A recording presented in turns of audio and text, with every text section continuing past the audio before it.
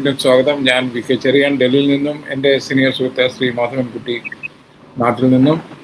ഞങ്ങൾ ഇന്ന് ചർച്ച ചെയ്യുന്നത് ശ്രീ സതീശൻ, മുഖ്യമന്ത്രി ശ്രീ സതീശൻ്റെ സർക്കാരിനെ രണ്ട് ദിവസമായി സത്യപ്രതിജ്ഞ ചെയ്ത് അധികാരമേറ്റിട്ട് ഇന്ന് ആണ് മന്ത്രിസഭയുടെ വകുപ്പുകളുടെ നിശ്ചയമുണ്ടായിരിക്കുന്നത്. അതിൻ്റെ കൂടെ ഒരു പ്രധാനപ്പെട്ട സ്റ്റേറ്റ്മെന്റ് അദ്ദേഹം ഇന്ന് ചെയ്തു. അതായത് കേരയിൽ എന്ന ഇടതുപക്ഷത്തിൻ്റെ സ്വപ്ന പദ്ധതി എന്ന് പറഞ്ഞിരുന്ന കേരയിൽ ഇതോടുകൂടി ചരിത്രത്തിൻ്റെ ആവുകയാണ്. ഈ സർക്കാർ ഒഫീഷ്യലി ഇത് അമാന്യം ചെയ്തിരുന്നു. ഞാനതിൽ പുതുമയൊന്നും കാണുന്നില്ല. കാര്യം എന്ന് വെച്ചാൽ കേന്ദ്ര സർക്കാർ മാസങ്ങൾക്ക് മുമ്പ് തുടങ്ങിയ സമയത്ത് തന്നെ കേരള ഹൈക്കോടതിയെ അറിയിച്ചതാണ്. അതായത് ഇങ്ങനെ ഒരു പ്രൊജക്റ്റിന് കേരളത്തിൽ അനുമതി കൊടുക്കാൻ സാധ്യതയില്ല എന്നുള്ള അവരെ വളരെ ക്ലിയറാക്കാണ്. ഇത് ഞാൻ പറയുന്നത് ഒരു ടെക്നോളജിയുടെയും ഇത് കൊണ്ടല്ല. കൊങ്കൺ റെയിൽവേ എന്ന റെയിൽവേ യഥാർത്ഥമാക്കാൻ വേണ്ടി ശ്രമിച്ചപ്പോൾ പല റെയിൽവേ മന്ത്രിമാരും ശ്രമിച്ചു. അതൊക്കെ റെയിൽവേ സിസ്റ്റം അതിനെ നിരാകരിച്ചു. അവസാനം ശ്രീധരനാണ് ശ്രീ ജോർജ് ഫെർണാണ്ടസിനോട് പറഞ്ഞത്, ഇത് ഈ റെയിൽവേ ബോർഡിന് വെളിയിൽ ഒരു കോർപ്പറേഷനിൽ മാത്രമേ ചെയ്യാൻ പറ്റത്തുള്ളൂ. അങ്ങനെയാണ് അത് ചെയ്തത്. അതായത് ഈ റെയിൽവേ സിസ്റ്റത്തിൻ്റെ ഒരു പ്രത്യേകതയാണ് ഇന്ത്യൻ റെയിൽവേയുടെയും അല്ലെങ്കിൽ ലോകമെമ്പാടുമുള്ള റെയിൽവേ സിസ്റ്റം. അത് അവരുടെ ജൂറിസ്ഡിക്ഷന് പുറത്ത് അവർ ഒരു ഇതുപോലുള്ള റെയിൽ സിസ്റ്റത്തെ അനുവദിക്കാറില്ല സാധാരണ. ഇപ്പം ഇന്ത്യയിൽ തന്നെ അതിൻ്റെ കൂടെ വേറൊന്നുണ്ട്. അതായത് ഈ ഫാസ്റ്റ് മൂവിങ് ട്രെയിൻസ് ഒക്കെ സാധാരണ ലോകത്തെമ്പാടും വന്നേക്കുന്നത് ഇപ്പം ഷാങ്ഹായ് ടു ബീജിംഗ് ആണെങ്കിൽ 2 ഇൻഡസ്ട്രിയൽ കോറിഡോർസിനെ കണക്ട് ചെയ്യാൻ വേണ്ടിയാണ്. അല്ലാതെ പലരും പറഞ്ഞാൽ കേരളത്തിലെ CPM സെക്രട്ടറി പറഞ്ഞാൽ അപ്പം വിൽക്കാൻ വേണ്ടിയല്ല ഫാസ്റ്റ് ട്രെയിൻസ്. ഒക്കെയുള്ള യാഥാർത്ഥ്യങ്ങൾ മനസ്സിലാക്കാതെയുള്ള ഒരു പ്രൊജക്റ്റായിരുന്നു അത് എന്തുകൊണ്ടോ ആരോ കൊണ്ടുവന്ന് താങ്കൾ പറഞ്ഞ പോലെ അദ്ദേഹത്തിന് മുഖ്യമന്ത്രിക്ക് ചുറ്റും മുൻ മുഖ്യമന്ത്രിക്ക് ചുറ്റുമുള്ള ഉപദേശകരുടെ ഒരു പ്രൊജക്റ്റാണ്. പിന്നെ വേറെ ഞാനൊന്ന് കേട്ടത് അവരുടെ ഒക്കെ ഉദ്ദേശം കേരളത്തിൽ കുറേ പൈസ കൊണ്ടുവന്ന് ഡംപ് ചെയ്യാൻ പറ്റുന്ന പ്രൊജക്ട്സ് കൊണ്ടുവരിക. അതിൻ്റെ ഗുണഫലം താഴോട്ട് പോകുമ്പോൾ അങ്ങനെ നമുക്ക് രാഷ്ട്രീയമായും സാമൂഹികമായും അല്ലാതെയും ബെനിഫിറ്റ്സ് ഉണ്ടാകും എന്നുള്ളതൊക്കെ ഉണ്ടാകും. ഇതൊക്കെ മാറ്റിയിട്ട് അതുപോലെ തന്നെയാണ് ഞാൻ കാണുന്നത് K-Phone എന്ന് പറഞ്ഞൊരു പ്രൊജക്റ്റ് വന്നു. യാതൊരു ബിസിനസ് അല്ലെങ്കിൽ ആ സെക്ടറിൻ്റെ ABCD അറിയാവുന്നവർ പറയും അതിന് യാതൊരു സാങ്കത്യവുമില്ല. സർക്കാരിൻ്റെ പൈസ വെറുതെ കൊണ്ട് കളഞ്ഞു. അതെങ്ങനെ നടക്കുന്നു ആരും നോക്കുന്നില്ല. ഇതിങ്ങനെയൊക്കെയുള്ള ചില പ്രൊജക്ട്സുകൾ എന്ന് പറഞ്ഞു. ഞങ്ങൾ കുറേ പേര് അതിനെ കളിയാക്കി ക്നാപ്പൻ പ്രൊജക്ട്സ് ആണെന്ന് പറയുന്നത്. ഇതൊക്കെ ഒരു തരത്തിൽ നമ്മുടെ പഴയ ക്നാപ്പൻ ബ്രിട്ടീഷ് കളക്ടറെ ഓർമ്മിപ്പിക്കുന്ന ചില പ്രൊജക്ട്സ് ആണ്. അപ്പം അതവിടെ നിൽക്കട്ടെ. പക്ഷേ സാർ, ഈ മന്ത്രിസഭയുടെ ഈ വകുപ്പ് നിർണ്ണയത്തെ പറ്റി താങ്കളുടെ അഭിപ്രായം എന്താണ്? താങ്കൾ എത്രയോ മന്ത്രിസഭ സംഘടനയെ റിപ്പോർട്ട് ചെയ്തിരിക്കുന്നു. എന്താണ് ഇതിനകത്തെ സമവാക്യങ്ങൾ എങ്ങനെ പോയിരിക്കുന്നു? നന്ദി ചെറിയാൻ. ഇത് ആദ്യത്തെ ക്യാബിനറ്റ് യോഗത്തിന്റെ ബ്രീഫിംഗ് ആണ് ഇന്ന് നമ്മൾ സതീശനിൽ നിന്ന് കണ്ടത്. ഇത് നമ്മുടെ ഈ താങ്കൾ ഇവിടെ ഊന്നിപ്പറഞ്ഞ കേരള ആ പദ്ധതി ഉപേക്ഷിക്കുമെന്ന് അവരുടെ ഒരു വാഗ്ദാനമായിരുന്നു തെരഞ്ഞെടുപ്പിൽ. അത് UDFനെ സംബന്ധിച്ചിടത്തോളം ആ പദ്ധതിയോട് ഇത് പ്രകടമായി തന്നെ ആദ്യ ദിവസം അത് ചെയ്യാൻ തീരുമാനിച്ചതുമാണ്. അത് നമ്മളെല്ലാം പ്രതീക്ഷിച്ചതുമാണ്. ഞാൻ വ്യക്തിപരമായി കേരളയിൽ എന്ന പദ്ധതിയുടെ പ്രശ്നങ്ങളെ ചൂണ്ടിക്കാണിച്ച ഒരാളാണ് ആദ്യം മുതൽ.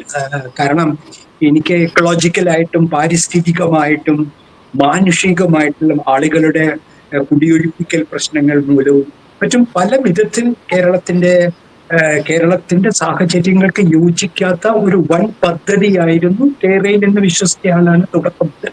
അപ്പൊ എന്നെ സംബന്ധിച്ചിടത്തോളം ഇത് വളരെ സ്വാഗതാർഹമായ തീരുമാനമാണ്. അപ്രതീക്ഷിതമല്ല തീരെ. എനിക്ക് അതിൽ നമ്മൾ ശ്രദ്ധിക്കേണ്ടത് CPM ഈ തീരുമാനത്തെ എങ്ങനെ കാണും?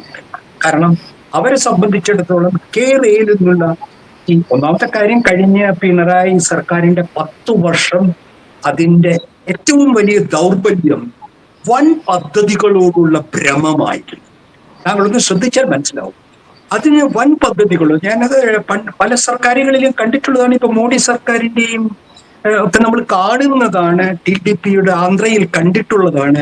വൻ പദ്ധതികൾ, അതൊരു കമ്മ്യൂണിസ്റ്റ് സർക്കാർ 30 വൻ പദ്ധതികൾ ഉണ്ടായിരുന്നു. മുഖ്യമന്ത്രിയുടെ ഓഫീസിൽ അതിന് മാത്രമായി ഒരു ഒരു ഒരു വിങ് ഉണ്ടായിരുന്നു, വൻ പദ്ധതികളുടെ നടത്തിപ്പിനും അവരുടെ. അപ്പൊ അത്രമാത്രം ഊന്നൽ കൊടുത്തത് തന്നെ അസന്തുലിതമാണ്. ഒരു കമ്മ്യൂണിസ്റ്റ് മന്ത്രിസഭയ്ക്ക് അത്തരത്തിലുള്ള വൻ പദ്ധതികളോടുള്ള ഭ്രമം, അതിന്റെ ഭാഗമായിട്ടാണ് ഈ സിൽവർ ലൈൻ വരുന്നത്. നിങ്ങൾക്ക് അതിൽ ഞാൻ കൂടുതൽ സമയമില്ലാത്തത് കൊണ്ടാണ് അതെങ്ങനെ രൂപപ്പെട്ടു, അതിനെതിരായിട്ടുള്ള വ്യാപകമായ സമരവും അതിനുള്ള പോലീസ് ഇടപെടലും സംഘർഷങ്ങളും, അങ്ങനെ കേരളത്തിലെ സാമൂഹ്യ സമാധാനം ബാധിച്ചു. അത് ഇക്കോളജിക്കലായിട്ട്, പാരിസ്ഥിതികമായി കേരളത്തിലെ ബാധിക്കും. കേരളത്തിന്റെ നഗരങ്ങളുടെ അത് കേരളത്തിന്റെ മനുഷ്യ സഹവാസത്തെ അത് തടയും. ഇതിന്റെ ആ ഡീറ്റെയിൽസിലേക്ക് പോകേണ്ട കാര്യമില്ല. ഇത് നമ്മൾ എനിക്കറിഞ്ഞൂടെ, എനിക്ക് താങ്കൾ പറയുന്നത് എന്തും ഞാൻ ചർച്ച ചെയ്യാൻ തയ്യാറാണ്.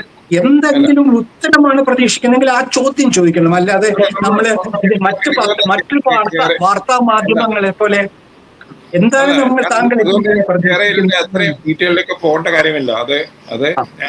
അപ്പോൾ അങ്ങനെയാണെങ്കിൽ ഇത് സ്വാഗതാർഹമാണ് ഈ തീരുമാനം. അത് പാരിസ്ഥിതികമായും മാനുഷിക ജീവനെ സംബന്ധിച്ചിടത്തോളം മലയാളികൾക്ക് ആശ്വസിക്കാവുന്നതാണ്. ഇതിൽ രാഷ്ട്രീയമായി പ്രധാനം CPM ഈ തീരുമാനത്തെ എങ്ങനെ നേരിടുന്നു എന്നുള്ളതാണ്. ഞാൻ ഊന്നി പറയുകയാണ്. അത് നാളെ ഇന്നറിയണം. അവർ ഈ ഉപേക്ഷിച്ച തീരുമാനത്തിനെ എങ്ങനെ പ്രതികരിക്കും, അവർ എങ്ങനെ സമരത്തിനിറങ്ങുമോ, അത്ര വാശിയോടുകൂടി നടപ്പിലാക്കാൻ തീരുമാനിച്ച ഈ പദ്ധതി ഉപേക്ഷിച്ചതിനെതിരായി സമരം ചെയ്യുമോ? നമുക്ക് മന്ത്രിസഭയുടെ വകുപ്പ് വിഭജനത്തിലേക്ക് പോകാം. അത് എങ്ങനെയാണ് താങ്കൾ കാണുന്നത്? അത് താങ്കളുടെ ഒരു എക്സ്പെർട്ടൈസ് ആണ്. ഇവരെയൊക്കെ എങ്ങനെ അനിൽകുമാറിനെ ലാസ്റ്റ് മിനിറ്റിൽ നമ്മൾ കണ്ടു. അനിൽകുമാർ KC വേണുഗോപാലിന്റെ പ്രതിനിധി. അദ്ദേഹത്തെ പറ്റി ഞാൻ ഡൽഹി കേട്ടത്, അദ്ദേഹമാണ് മിനി AICC സെക്രട്ടറി കേരളത്തിൽ. അനിൽകുമാറിന്റെ റവന്യൂ വകുപ്പ് കൊടുത്തിരിക്കുന്നു. സണ്ണി ജോസഫിന്റെ പേരായിരുന്നു ആദ്യം കേട്ടിരുന്നത്, ഇപ്പോൾ അദ്ദേഹത്തിന് വിദ്യുശക്തിയാണെന്ന് പറയുന്നു. താങ്കൾ എങ്ങനെയാണ് ഈ മന്ത്രിസഭ അലൈൻമെന്റിനെ കാണുന്നത്? ഞാൻ ആദ്യം നമ്മൾ ചർച്ച ചെയ്തപ്പോൾ പറഞ്ഞതുപോലെ ആഭ്യന്തര വകുപ്പ് സതീശൻ കയ്യിൽ വയ്ക്കാത്തതിൽ ഞാൻ നിരാശനാണ്. അത് വളരെ നിർണായകമാണ്. കാരണം കഴിഞ്ഞ പിണറായി സർക്കാരിന്റെ അക്കിലിസ് ഹീൽ, അതായത് ഏറ്റവും അതിൽ ജനവിരുദ്ധമായ ഒരു മുഖം നൽകിയത് അതിന്റെ ഹോം മിനിസ്ട്രി, അതിന്റെ ആഭ്യന്തര വകുപ്പിന്റെയും പോലീസിന്റെയും പ്രവർത്തനമായിരുന്നു. അത് ഇടതുപക്ഷമായാലും വലതുപക്ഷമായാലും ഇന്ന് ഒരുമിക്കുന്ന ഒരു കാര്യമാണ്. ഒരു വലിയ പരാജയമായിരുന്നു പിണറായി വിജയൻ ഒരു ആഭ്യന്തര മന്ത്രി എന്നുള്ള നിലയ്ക്ക്. അവിടെ RSSന്റെ കടന്നുകയറ്റവും കേന്ദ്ര സർക്കാരിന്റെ കുത്തിത്തിരിപ്പുകൾക്കും എല്ലാം വിധേയമായി ഒരുപക്ഷെ കേരളത്തിനെ ഈ CPM സർക്കാരിന്റെ പതനത്തിലേക്ക് നയിച്ചത് ഈ പോലീസ് നയമായിരുന്നു. അത് തിരുത്താൻ ഒരുപക്ഷെ സതീശനായിരുന്നു കുറെ കൂടി കോൺഗ്രസിലും UDFിലും യോജിച്ചതെന്ന് ഞാൻ വിശ്വസിക്കുന്നു. പക്ഷെ ഞാൻ അതിനർത്ഥം രമേശ് ചെന്നിത്തലയ്ക്ക് അത് ചെയ്യാൻ കഴിയുകയില്ല എന്നല്ല. അദ്ദേഹത്തെ പറ്റിയുള്ള ധാരണകൾ അദ്ദേഹം മാറ്റി. തികച്ചും കേരളത്തിന്റെ മതനിരപേക്ഷ സാമൂഹ്യ സമാധാനത്തിലൂന്നിയ ജീവിതത്തിന് സഹായിക്കുന്ന വിധം പോലീസിനെ കൈകാര്യം ചെയ്യുക. കാരണം നമുക്കറിയാം, ഇപ്പൊ ആലപ്പുഴയിൽ നടന്ന മർദ്ദനം, അത് പിണറായിയുടെ ഗവൺമെന്റ് എനിക്കറിയുന്ന ആളാണ് അനിൽ. ആ അനിൽ ഇറങ്ങി നിന്ന് വലിയ വടിയെടുത്ത് കറുത്ത കൊടി കാണിക്കുന്ന KSUക്കാരെ അടിക്കുകയാണ്, അല്ലെ? എന്നിട്ട് അത് ജീവരക്ഷാ പ്രവർത്തനമാണെന്ന് മുഖ്യമന്ത്രി തന്നെ പറയുകയാണ്. എന്നിട്ട് ആ അടികൊണ്ട KSU നേതാവ് തോമസിനെ വൻ ഭൂരിപക്ഷത്തിൽ ആലപ്പുഴയിലെ ജനങ്ങൾ ജയിപ്പിക്കുകയാണ്.